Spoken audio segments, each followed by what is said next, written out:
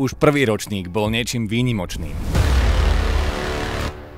Niečím, čo sa dovtedy žiadnym gymnazistom nepodarilo.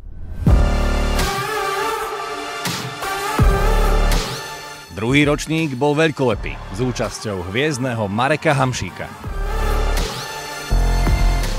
Futbal Gastaják už nebude len zápasom odvekých rivalov.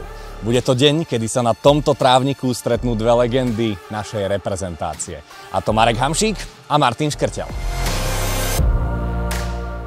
A aby toho nebolo málo, pod touto tribúnou pribudne stage, na ktorom sa o halftime show postará, teraz si držte klobúky, Ego.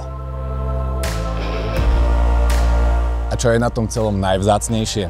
Že ide o dobrú vec. A celý výťažok zo vstupného bude venovaný detským pacientom z detskej fakultnej nemocnice. Vidieť naživo všetky tieto hviezdy a najmä podporiť dobrú vec môžeš už 10. apríla tu na Štiavničkách.